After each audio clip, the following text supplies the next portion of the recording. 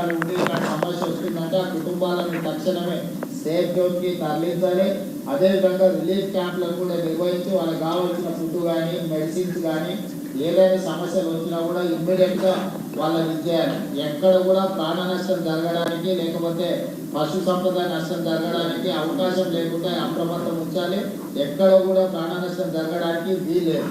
అదేవిధంగా ఈ affected families ఎవరంటే వాళ్ళకి సహాయం అందించడానికి కలెక్టర్లు వీళ్ళందరూ కూడా లోకల్గా మీ దగ్గర ఉండే ఫండ్స్ డిజాస్టర్ ఫండ్స్ నుంచి ఇమ్మీడియట్గా వాడుకోండి. చీఫ్ సెక్రటరీ గారితో కూడా ఏదైనా ఉంటే ఇమ్మీడియట్గా ఫండ్స్ రిలీజ్ చేయాలన్నా ఇట్లాంటి వాటి దగ్గర వెనుక ముందు ఆలోచించాల్సిన పర్లేదు. ప్రజలకు సహాయం అందించడానికి అవసరమైన నిధులను కలెక్టర్లు ఖర్చు పెట్టండి, దాంతోనే ఇది చేసుకోండి. అదేవిధంగా ఎనర్జీ డిపార్ట్మెంట్కు ఈ తరగాలు కానీ వర్షాలు వచ్చినప్పుడు కరెంటు డిస్కనెక్ట్ అయ్యి పోలు పట్టుకోవడం ట్రాన్స్ఫార్మర్లు కాలిపోవడం జరుగుతుంది. ఎక్కడికక్కడ అప్రమత్తంగా ఉంచాలి, ఎక్కడ రిస్టోర్ చేయాలి, మొబైల్ ట్రాన్స్ఫార్మర్స్ రెడీగా పెట్టుకోవాలి.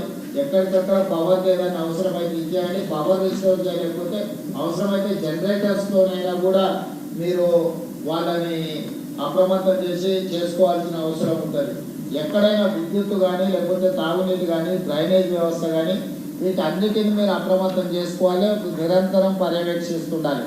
ఒక డిపార్ట్మెంట్ నాకు తెలుసు, ఒక డిపార్ట్మెంట్ తెలియదని కానీ ఫైర్ డిపార్ట్మెంట్ కానీ నేషనల్ డిజాస్టర్ డిపార్ట్మెంట్ కానీ లేకపోతే స్టేట్ డిజాస్టర్, ఇప్పుడు మనం సొంతంగా స్టేట్ డిజాస్టర్ మేనేజ్మెంట్ కూడా మొత్తం అంతా ట్రైనింగ్ ఇచ్చి ఆల్మోస్ట్ 1000 ఫోర్స్ మనం ట్రైనింగ్ తీసుకున్నాం. దాదాపుగా 2000 మంది అందుబాటులో ఉందో ఏ ఏరియాలలో ఏ జిల్లాలలో అత్యధికంగా వర్షం పడే అవకాశం ఉందో ఆ ఏరియాలను పూర్తిగా మీరు ముందే గుర్తించి వీళ్ళని అక్కడికి తరలించండి.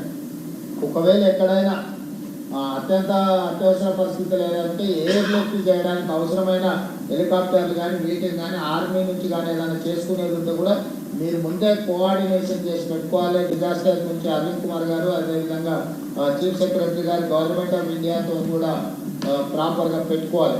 లాస్ట్ టైం మనకు ఊహించని విధంగా ఖమ్మం జిల్లాలో 2 గంటలలో 42 సెంటీమీటర్ల వర్షం పడ్డది. దాదాపుగా దాంతో పూర్తిగా అతలాకుతలం అయిపోయింది ఖమ్మం.